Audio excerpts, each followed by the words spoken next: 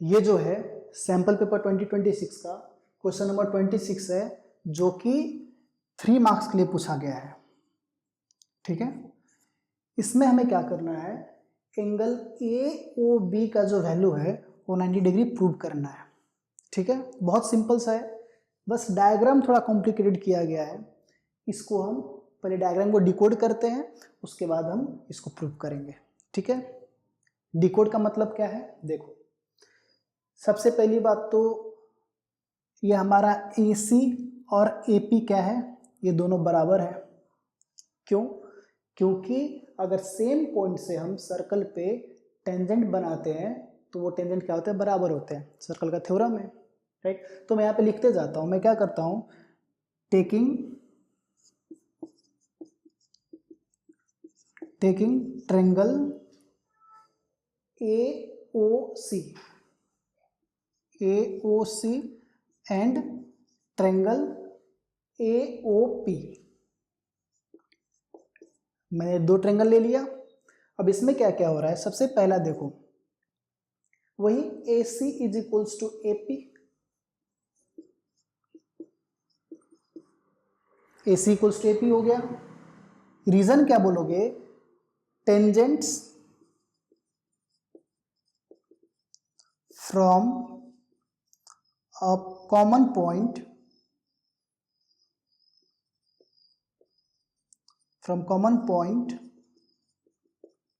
To a circle are equal. Exam में ये reasons लिखना बहुत ज्यादा जरूरी है। ठीक है, तो जैसे मैं लिख रहा हूं इसी फॉर्मेट में एग्जाम में लिखना है। सेकंड क्या आ जाएगा, अब मुझे एक बात बताओ तुम लोग, ये AO जो है ये ट्रायंगल AOC का भी पार्ट है, और यही सेम साइड जो है ट्रायंगल AOP का भी पार्ट है, सेम साइड। तो फिर हम क्या बोल सकते हैं, AO equals to AO। Reason क्या लिख देना, कॉमन साइड हो गया, है ना। अब नेक्स्ट जो तुम देखोगे, OC और OP भी बराबर है, ये तो पता चल गया होगा, OC इक्वल्स टू OP, है ना। रेड आई, दोनों रेडियस है, तो रेडियस है तो दोनों बराबर ही होगा, एक ही सर्कल का रेडियस है। तो इससे हमारा क्या पता चलता है कि triangle hence triangle AOC is congruent to triangle AOP, है ना, कॉन्ग्रुएंट हो गया। अब जैसे ही कॉन्ग्रुएंट होगा तो हमें पता है कि कॉरेस्पॉन्डिंग एंगल्स या फिर कॉरेस्पॉन्डिंग साइड्स बराबर होते हैं, तो कॉरेस्पॉन्डिंग साइड्स तो बराबर हो गया, तो इससे कॉरेस्पॉन्डिंग एंगल्स भी बराबर होंगे। तो हम क्या लिख सकते हैं, therefore angle AOC equals to angle AOP। अब इसका रीजन क्या लिखोगे, तो सिंपल सा लिख देना, बाई CPCT। CPCT का मतलब क्या होता है बेटा, corresponding parts of congruent triangles, वो बराबर होते हैं। तो हमारा ये काम हो गया। एक और चीज कर लो, इसको भी देखोगे ना, ट्रायंगल QBOQ और ट्रायंगल COB सेम इसी टाइप का है, तो हम क्या लिख सकते हैं,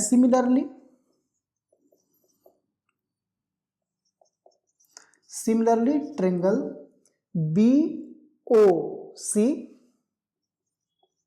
इज कॉन्ग्रुएंट टू ट्रायंगल क्या, BOQ। और यहां पे भी क्या हो जाएगा, therefore BOC angle BOC equals to angle BOQ। ये भी क्या लिखोगे, बाई CPCT। कितना सिंपल है ना, बस डायग्राम में यार थोड़ा देखने में अजीब था। ये हो गया। अब हमें जो प्रूव करना, हम उसके तरफ चलते हैं। तो तुम क्या बोलोगे, angle POB, sorry angle POQ not B, angle POQ, ठीक है, angle POQ equals to 180 degree. तो क्या लिखोगे, straight angle,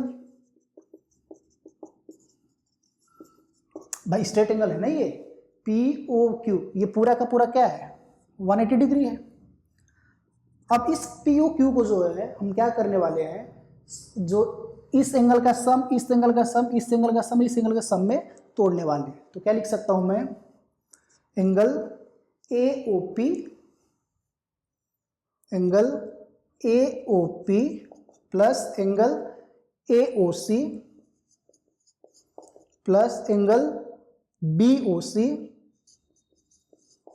plus angle B O Q, ये क्या हो गया, 180 डिग्री हो गया।